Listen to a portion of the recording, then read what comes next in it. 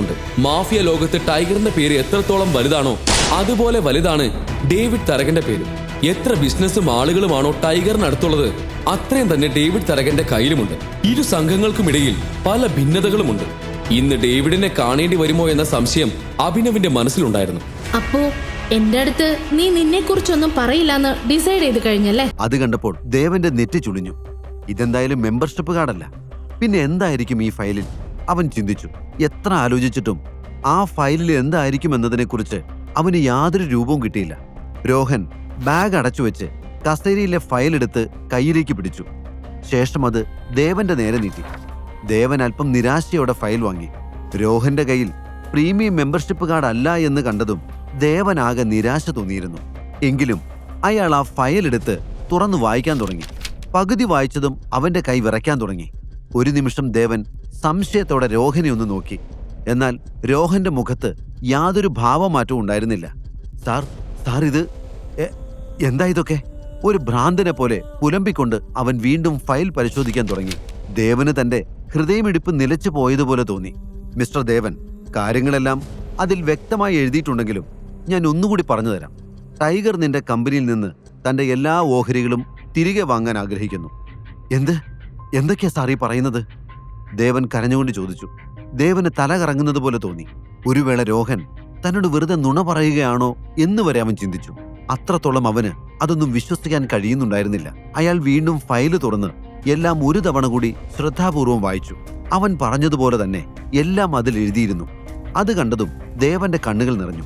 പക്ഷേ ടൈഗർ എന്തിനാണ് എന്നോട് ഇങ്ങനെ ചെയ്യുന്നത്? ഇങ്ങനെയൊക്കെ ചെയ്യാൻ മാത്രം ഞാൻ എന്താണ് ചെയ്തത്? ദേവൻ പരിഭ്രാന്തനായി ചോദിച്ചു. എന്തിനാണ് തന്റെ കമ്പനിയിൽ നിന്ന് ടൈഗർ എല്ലാ ഷെയറും പിൻവലിക്കുന്നതെന്ന് അറിയാനായി ദേവൻ ആഗ്രഹിച്ചു. അയാൾ രോഹന്റെ മുഖത്തേക്ക് ഉറ്റുനോക്കിക്കൊണ്ടിരുന്നു. എന്നാൽ രോഹൻ അതിന് മറുപടി ഒന്നും പറഞ്ഞില്ല. സാർ, 2 വർഷത്തേക്കല്ലേ സാർ അദ്ദേഹം ഷെയർ ഇൻവെസ്റ്റ് ചെയ്തിരുന്നത്? എന്നിട്ടിപ്പോൾ ഇത്രയും പെട്ടെന്ന് പിൻവലിക്കുന്നു എന്നൊക്കെ പറഞ്ഞാൽ എന്താണ് ഇതിന്റെ അർത്ഥം? ഇപ്പൊ ഇങ്ങനെയൊക്കെ ചെയ്യാൻ എന്താ ഇവിടെ സംഭവിച്ചത്? ദേവൻ വീണ്ടും ചോദിച്ചു. നിന്റെ സംശയത്തിനെല്ലാം ഉള്ള ഉത്തരം ടൈഗർ തന്നെ അയച്ചിട്ടുണ്ട്. ഇത് നിന്നെ കാണിക്കാനാണ് ഞാൻ നേരിട്ട് വന്നത്. അത്രയും പറഞ്ഞുകൊണ്ട് രോഹൻ തന്റെ മൊബൈൽ എടുത്ത് അതിൽ ടൈഗർ എഴുതിയ ഒരു മെസ്സേജ് ഓപ്പൺ ചെയ്ത് അവനെ കാണിച്ചു. ദേവൻ വെപ്രാളത്തോടെ അത് വായിക്കാൻ ശ്രമിച്ചു. സാർ, ഇതെന്തൊക്കെയാണ്? എനിക്കൊന്നും മനസ്സിലാവുന്നില്ല, ദേവൻ പറഞ്ഞു. ശരി, മനസ്സിലാകുന്നില്ലെങ്കിൽ ഞാൻ തന്നെ നിനക്ക് പറഞ്ഞുതരാം. അതായത് ടൈഗർ കമ്പനിയിലെ 3/4 ഭാഗവും ഷെയർ വാങ്ങിയിരുന്നു. എന്നാൽ ടൈഗറിനിപ്പോ നിങ്ങളുടെ കമ്പനിയുടെ മേലുള്ള വിശ്വാസം നഷ്ടപ്പെട്ടു. അതുകൊണ്ട് അദ്ദേഹം ആ ഷെയറുകളെല്ലാം തിരിച്ച് നിനക്ക് തന്നെ തരാൻ ആഗ്രഹിക്കുന്നു. അദ്ദേഹം മുടക്കിയ പണം നീ എത്രയും പെട്ടെന്ന് തിരികെ നൽകണം. രോഹൻ പറഞ്ഞത് കേട്ട് ദേവൻ ആകെ തളർന്നു. ഒരു കാര്യമില്ലാതെ എന്തിനാണ് ടൈഗർ ഇങ്ങനെയൊക്കെ ചെയ്യുന്നത്? ഇത്രയും വലിയ തുക കൊടുത്ത് ആ ഷെയർ മുഴുവൻ വാങ്ങാനുള്ള കപ്പാസിറ്റി ഒന്നും ഇപ്പൊ എനിക്കില്ല. തന്നെയുമല്ല, എപ്പോഴാണോ ആ ഷെയറുകൾ മുഴുവനായി എനിക്ക് വാങ്ങാൻ കഴിയുന്നത് അപ്പോൾ മാത്രമേ ഞാനത് വാങ്ങുകയുള്ളൂ എന്ന് കരാറിൽ വ്യക്തമായി പറഞ്ഞിട്ടുണ്ടല്ലോ. പിന്നെ എന്തിനാണ് ഇപ്പോൾ ഇങ്ങനൊരു നടപടി? ഇത് ചതിയല്ലേ? ദേവൻ പരിഭ്രമത്തോടെ ചോദിച്ചു. ഇത്രയും ചെറിയ കാര്യത്തിന് നീ എന്തിനാണ് ഇത്രയും വിഷമിക്കുന്നതെന്ന് എനിക്ക് മനസ്സിലാകുന്നില്ല. ദേവൻ, ഈ കമ്പനി നിന്റേതാണ്. ടൈഗർ വാങ്ങിയ 70% ഓഹരി കൂടി നീ തിരികെ വാങ്ങിയാണെങ്കിൽ കമ്പനി മൊത്തമായും നിന്റെ കീഴിലാകും. അതൊരു നല്ല കാര്യമല്ലേ? ഇനി എന്താ പ്രശ്നം? രോഹൻ ചിരിച്ചുകൊണ്ട് ചോദിച്ചു. നിങ്ങൾ എന്താ സാർ ഒന്നും അറിയാത്തതുപോലെ സംസാരിക്കുന്നത്? അദ്ദേഹം 70% ഓഹരി വാങ്ങി എന്നത് ശരി തന്നെയാണ്. പക്ഷെ ആ പണം ഞങ്ങൾ ബിസിനസ്സിൽ ഇൻവെസ്റ്റ് ചെയ്തിരിക്കുകയാണ്. പെട്ടെന്ന് വന്ന് ചോദിച്ചാൽ അതെല്ലാം ഞാൻ എവിടെ നിന്നാണ് എടുത്തു തരിക? ഇപ്പോഴത്തെ അവസ്ഥയിൽ എന്നെ കൊണ്ട് സാധിക്കാത്ത ഒരു കാര്യമാണത്. ദേവൻ സത്യാവസ്ഥ തുറന്നു പറഞ്ഞു. ഇതിൽ കൂടുതലൊന്നും എനിക്ക് പറയാനില്ല ദേവൻ. നിന്റെ കമ്പനിയുടെ 70% ഷെയർ ടൈഗറിന്റെ കയ്യിൽ നിന്ന് തിരികെ വാങ്ങാൻ തയ്യാറായിക്കോ. ഇല്ലെങ്കിൽ വലിയ പ്രത്യാഘാതങ്ങൾ നീ നേരിടേണ്ടി വരും. കൂടുതലൊന്നും ഞാൻ പറയുന്നില്ല. അത്രയും പറഞ്ഞുകൊണ്ട് രോഹൻ ദേവന്റെ ഓഫീസിൽ നിന്ന് ഇറങ്ങിപ്പോയി.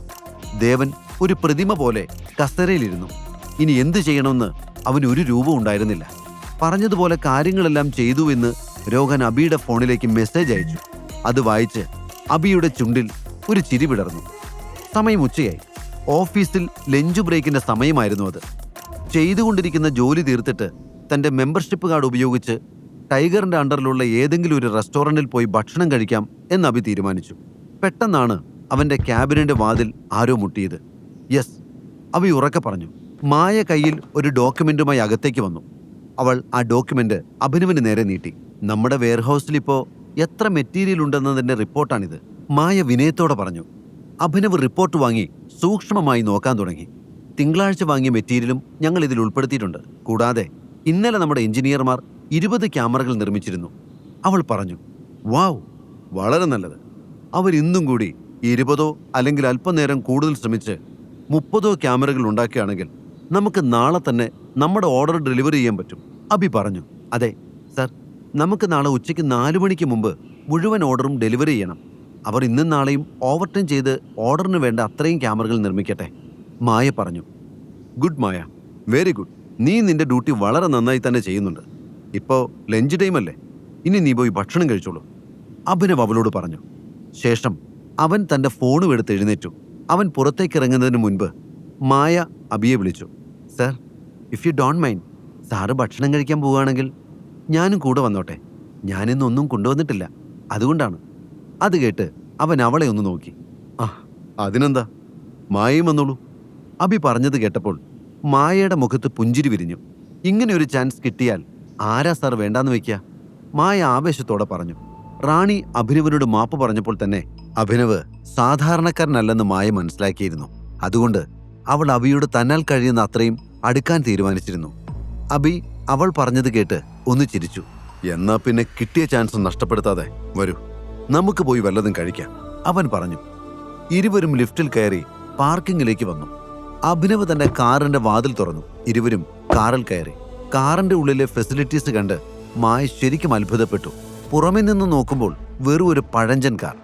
പക്ഷേ അകത്തു നിന്ന് നോക്കുമ്പോൾ ഈ കാർ വളരെ വിലയേറിയതാണെന്ന് അവൾക്ക് തോന്നി. അഭിനവിനെക്കുറിച്ചുള്ള മായയുടെ കാഴ്ചപ്പാടും ഓരോ നിമിഷം കഴിയുന്തോറും മാറിക്കൊണ്ടിരുന്നു. എവിടെയാ നമ്മൾ ഫുഡ് കഴിക്കാൻ പോകുന്നത് സാർ? അവൾ ആവേശത്തോടെ ചോദിച്ചു. Eagle house. അബി പറഞ്ഞ റെസ്റ്റോറൻറ്റിൻ്റെ പേര് കേട്ടപ്പോൾ മായയ്ക്ക് ചിരി വന്നു. അബി തമാശ പറയുകയാണെന്ന് അവൾ കരുതി. ഈഗിൾ ഹൗസ് എറണാകുളത്തെ ഏറ്റവും വിലയേറിയ റെസ്റ്റോറൻറ്റുകളിൽ ഒന്നായിരുന്നു. അവിടെ പോകുന്നതിനെക്കുറിച്ച് സാധാരണക്കാർക്ക് ചിന്തിക്കാൻ പോലും കഴിയില്ല. അത്രയും പ്രീമിയം ക്വാളിറ്റി ഫുഡാണ് അവിടെ സെർവ് ചെയ്യുന്നത്. സാധാരണക്കാർ ആ റെസ്റ്റോറൻറ്റിൽ കയറിയാൽ അവരുടെ ആധാരം വരെ അവിടെ പണയപ്പെടുത്തേണ്ടി വരും. സാർ ചുമ്മാ എന്നെ പറ്റിക്കാൻ പറഞ്ഞാണെന്ന് തോന്നുന്നു, അവൾ ചിന്തിച്ചു. എന്നാൽ അബി കാർ ഈഗിൾ ഹൗസിന് മുന്നിൽ നിർത്തി. വിൻഡോയിലൂടെ ഈഗിൾ ഹൗസിൻ്റെ ബോർഡ് കണ്ടപ്പോൾ മായയുടെ വായ തുറന്നുപോയി. ഹലോ, താൻ വരുന്നില്ലേ? റെസ്റ്റോറൻറ്റിലേക്ക് നോക്കി കിളി പോയിരിക്കുന്ന മായയെ നോക്കി അബി ചോദിച്ചു. ഒരു തട്ടുകടയിലേക്ക് വരുന്നില്ലേ എന്ന് ചോദിക്കുന്ന ലാഘവത്തോടെ തന്നോട് ഈഗിൾ ഹൗസിലേക്ക് വരുന്നില്ലേ എന്ന് ചോദിച്ച അബിയെ അവൾ അത്ഭുതത്തോടെ നോക്കി. ഈ റെസ്റ്റോറൻറ്റിൽ വരുന്നത് 2 തരത്തിലുള്ള ആളുകളാണ്. ഒന്ന്, ടൈഗറിന് കീഴിലുള്ള കമ്പനിയുടെ മെമ്പർഷിപ്പ് കാർഡുള്ളവർ. പിന്നെ വലിയ പണക്കാർ. അബി ഇതിൽ ഏത് കാറ്റഗറിയിൽ പെടുമെന്ന് അവൾ ചിന്തിച്ചു. ഇനി സാറിന് മെമ്പർഷിപ്പ് കാർഡ് ഉണ്ടായിരിക്കുമോ? എത്രയോ ആളുകൾ അത് കിട്ടാൻ വേണ്ടി ഇവിടെ തപസ്സിരിക്കുകയാണ്. പിന്നെ സാറിനെ പോലെ ഒരാൾക്ക് അതെങ്ങനെ കിട്ടാനാണ്? അപ്പം പിന്നെ എങ്ങനെ? മായയ്ക്ക് ചിന്തിച്ചിട്ട് യാതൊരു എത്തും പിടിയും കിട്ടുന്നുണ്ടായിരുന്നില്ല. മായയും അഭിനവും ആ വലിയ ആഡംബര ഹോട്ടലിൽ പ്രവേശിച്ചു. അതിൻ്റെ ലോബി വളരെ വലുതായിരുന്നു. വേണമെങ്കിൽ ഒരു ഉത്സവം വരെ അവിടെ വെച്ച് നടത്താൻ കഴിയും. ഹോട്ടലിൻ്റെ റിസപ്ഷൻ ഏരിയയിൽ 3 ഹെലികോപ്റ്ററുകൾക്ക് എളുപ്പത്തിൽ ഇറങ്ങാനുള്ള അത്രയും സ്പേസ് ഉണ്ടെന്ന് പോലും മായയ്ക്ക് തോന്നി. ആദ്യമായിട്ടാണ് മായ അത്രയും വലിയൊരു ഹോട്ടൽ കയറുന്നത്. റെസ്റ്റോറൻറ്റിലെ ടേബിൾ ബുക്ക് ചെയ്യുന്നത് ഓരോരുത്തരുടെ സോഷ്യൽ സ്റ്റാറ്റസ് അനുസരിച്ചാണ്. അയ്യോ നോക്കൂ,